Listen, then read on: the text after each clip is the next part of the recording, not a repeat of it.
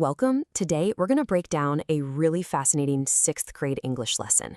It kicks off with a simple story about belonging, but you'll see it ends up with a pretty profound definition of truth itself. So let's trace that journey together. So let's start with this question, because I think we've all been there, right? That feeling of being on the outside looking in, it's just such a universal human experience.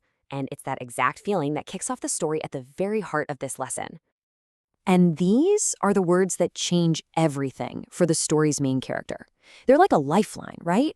A message of encouragement that really sets the entire lesson in motion. So keep them in mind as we go through this. All right, Section 1, a story of belonging. Look, to really understand where this lesson is going, we've got to start right where the students do, with a simple, totally relatable story about a kid named Jonah. So, you can picture it. We meet Jonah, he's sitting on the bench, and he's just about ready to quit. He just doesn't feel like he's part of the team. But then he remembers what his coach said, those encouraging words, and he doesn't stay down. He actually stands up and starts cheering, realizing his role is way bigger than just playing on the court. Okay, so we've got the story. Now we're shifting gears to what it all means. This is where the lesson pivots into some core literary analysis. You know it, finding the theme. Now, what's really cool here is how the lesson makes this abstract idea totally concrete. It uses this text evidence table to connect the plot points, what literally happened in the story, to their deeper meaning. So, watching from the bench, that shows he feels excluded. Cheering for the team, well, that shows he's making a choice to belong. It's this perfect bridge from the what happened to the so what. And that whole so what question? Well, that brings us right to the classic definition of theme. You know, it's not just what happens in the story. It's the big idea, the central message that the author is trying to get across. And check this out. This illustrates the difference perfectly. Jonah sat on the bench is a detail. It's just a simple fact from the text. But everyone has value? Now that's a theme. It's a universal message that goes way beyond just Jonah and his basketball team.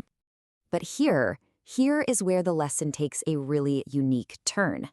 It introduces a whole new layer, moving beyond that standard definition of theme into something the curriculum calls a lasting truth. This is where things get interesting.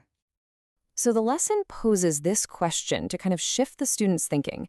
It asks them to consider that, hey, maybe some messages are just temporary, while others are foundational, what it starts calling truths.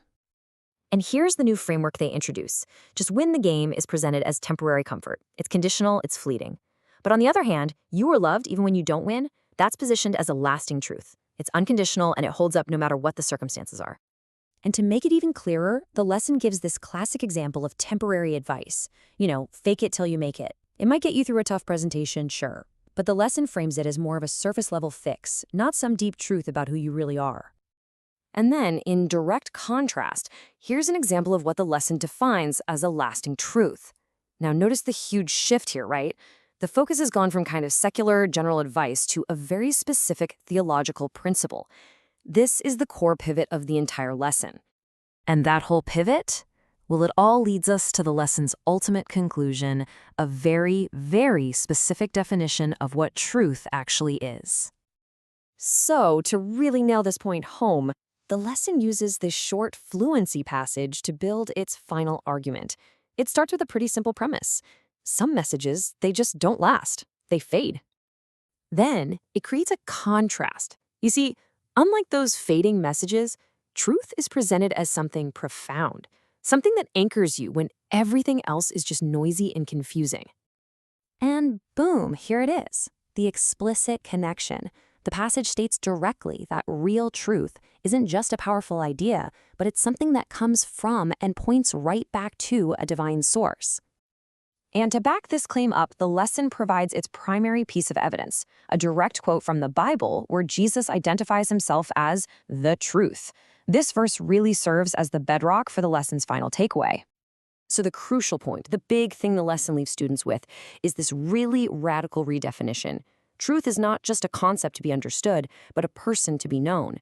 And this totally transforms the entire exercise from a simple literary analysis into a statement of faith. So, you might be asking, why teach English this way? Well, the final part of our breakdown looks at the educational philosophy that's really driving this entire approach. The source material is super upfront about its goals. The philosophy of the curriculum is to deliberately weave biblical morality into every single subject. This is all based on the conviction that education separated from this moral framework is actually harmful, and that a spiritual mindset, as they reference in Romans, is what leads to peace. And that leaves us with a final thought to chew on. We've just walked through an English lesson that started with a feeling of belonging and ended with a definition of truth as a person. So the big question is, what happens to a subject when a specific moral and spiritual framework isn't just an add-on, but the entire point?